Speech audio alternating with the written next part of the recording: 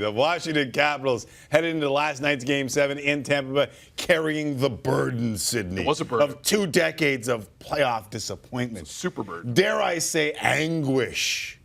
No player was facing as much pressure as one Alexander Ovechkin. But the captain led from the front, sending a message early. In fact, real early, like 62 seconds in. And back the other way, fighting in is Wilson for Kuznetsov. Ovechkin scores! A cannonading drive off the stick of Ovechkin, and it's 1-0. I've been told that you're, never mind. That goal was all they needed. Braden Holtby shut the door, sent the Capitals to the Stanley Cup Final for the first time since 1998. How about that? Most of the narrative, Ovi related. So I guess I have to ask you, is this redemption for Alexander Ovechkin? I am happy for Alexander Ovechkin. I am rarely happy for people in professional sports generally. Yeah, as a rule. Because as a rule, if you don't earn it, you don't deserve it. Just made that up. Yeah, that's boom. good. Sid sayings. You and I should copyright that. Yeah. Some of them won't be good. If you don't earn it, you don't deserve it. Boom. Boom. In your face. Wrong button. Take that. Point is, he had joy in his face last night. Did he not? For a guy who's made millions, for a guy who's been an MVP, for a guy who scored 600 goals, for a guy who's done a ton in his professional career, except for the big one. He was like a little kid. And so were the rest of the guys. Yeah. I mean, I don't know how you could see these scenes. And Tim, I'm kind of flipping on Tom Wilson, I got to say. I wasn't high on Tom Wilson earlier this postseason. But why? He's more than just cheap shots. Oh, he is way more. He's way more than just cheap shots. Yeah, and he might be able to drop the whole. I mean, it kind of makes him, but he might be able to drop that whole cheap shot. He's a player. I mean, look don't get it twisted. He's a player. No, he's a player. Yeah. Like he's a player, and sometimes he scores a lot. Right. And just the joy in his face, it was apparent. Once in a while, you just see the relief in a human being's appearance, and that's what we saw last night with Ovechkin. Never mind how good that first goal must have felt. Did you not also see those cheering for him on his own bench? Like, did you not feel like others felt the pressure that he kind of bore for the vast majority of his career and thought, like, this is good for him to get it off his back as well? And because that feeling was mutual and that he wanted it so bad, the guys on the bench knew how badly he wanted it. Well, they wanted it as well. Yeah. But to see him go out there and score that early, to lead from the front, and then to grab the Prince of Wales trophy. Why is this a trophy and the Clarence Campbell thing is a bowl?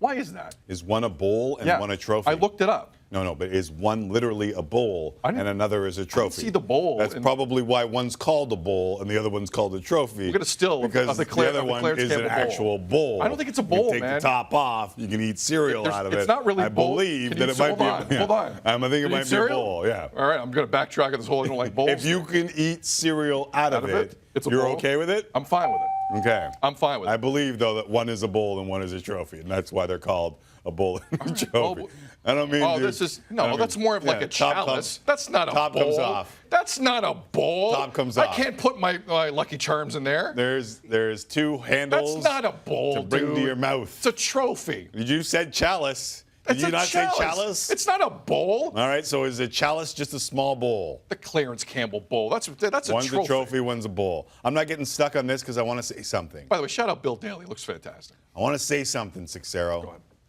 All this talk about Ovi, I completely understand. He played, 17 minutes in that game? Braden Holtby just registered back-to-back shutouts against the highest-scoring team in the National Hockey League during the regular season. Down 3-2, the goaltender who was left for dead to start the postseason. The goaltender who was sitting watching Philip Grubauer start the postseason and lose the first 2 games to the Columbus Blue Jackets, not only bounced back, he bounced back at 3-2 down to post back-to-back shutouts and a shutout streak of somewhere over 150 minutes to close out the series against the highest scoring team in the National Hockey League. Braden Holtby, if you look at the playoff numbers, it seems absolutely ridiculous that Barry Trotz may have turned away from him to start the postseason. Would you like to know where he ranks in the greatest goals against averages in the history of the NHL playoffs? That's why I came in today. I'm going to provide it to you. He has got the third best goals against average in the history of the playoffs with 50 career starts. The only guys ahead of him, George Hainsworth, and you couldn't pass the puck forward when George Hainsworth was playing goal, and Turk Broda. That's right. He's ahead of Brodeur. He's ahead of Hasek. He's ahead of Waugh, Dryden, King Henrik, Marc-Andre Fleury, Carey Price, Jonathan Quick, all over 50 games, none of them better. So you're saying, well, the save percentage must suck, right? Well, how about this? Best save percentages, NHL playoff history. I'll drop the number to 35 games just for this one. Tim Thomas, 932. Braden Holtby, 930. He's second best. How is he that? How? Where? So am I this alone guy- in thinking, how are those numbers that good?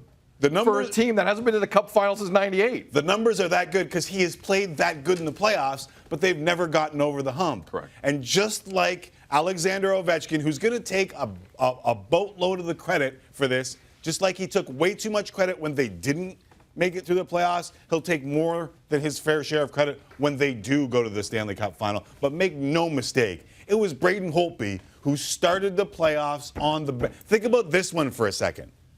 Barry Trotz was fired after 2 games of the postseason. Oh, done. Finished. Barry Trotz was done. He doesn't have a contract for next year. He was finito.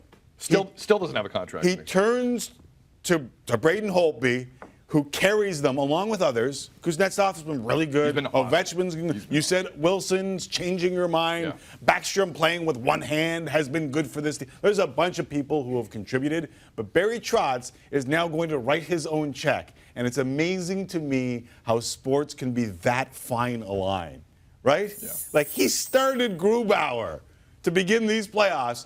Braden Holtby is turning into the best playoff goalie of our generation. Nobody knows it. Nobody even talked about it last night. Did you hear anyone talking about these type of numbers when it comes to Braden it was Holtby an in the Ovi playoffs? fest for the most part last night. It was an Ovi fest. Oh, just Ovi. It was great everywhere. Raining Ovi. Just raining eights. And I get it, but I just needed to bring up some of these numbers because we went through them earlier in the playoffs. Yeah. And I was trying to tell you, like, one bad year in the postseason is all Braden Holtby's had. Otherwise, he's been fantastic, and he was fantastic again to close this out. He's a different cat. Braden Holtby, he's not the most talkative dude out there, so he's not going to garner most a lot of goalies them. are a little strange. We can acknowledge that. And this one might be a little bit more strange than most. Goalies are strange when you're a stranger. But his numbers aren't strange. His No. numbers are ridiculous. Barry Trotz. And it needed to be said. Let's say this about Barry Trotz. Wins the Cup with Washington, leaves the organization, signs with Seattle, Right. gets those expansion rules, wins another Cup. Boom, in the face. Barry Trotz. The Barry Trotz story. Right. What do you do if you're Barry Trotz right now? Well, first off, What do you like? You're just like you're skating. he's trotting. You're skating You're hot like laps this. for the rest of the playoffs. You know that, right?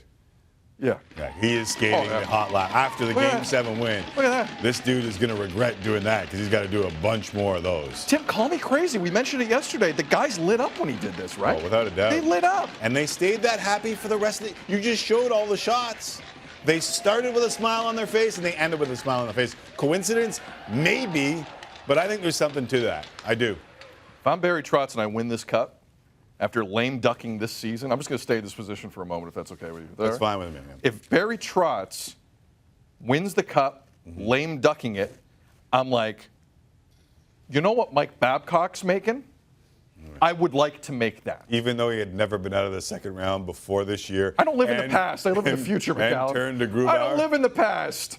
All right? I'm living. Give me that shot again. You know where he's living? Where's he living? Give me this one right. Capital Success. That's Hey, where he's living. woo-wee. That's where Barry Trotz is living. Right. All right? And Barry Trotz has been disrespected for years, despite all those wins in Nashville, despite all those wins in Washington. And I've been disrespected him at times. I'm no saint. I've criticized Washington as much as anyone else. Why does he deserve the credit all of a sudden? Because if he wins the Cup Yes, he will get it. in a lame duck year, they didn't believe in him. If they believed in him, they would have given him an extension. I'm That's how not- that works. If I'm not mistaken, one of his assistants got an extension. Wolverine, the guy behind the bench looks like Wolverine. Wolverine. You know the guy I'm talking about. I'm trying to think of You who know it is. exactly what I'm talking Yeah, about I know, next but to I'm trying Barry to think of who it Trotz. is. Guys, we get a still of Wolverine from Marvel Comics on the Caps bench. I'd appreciate it.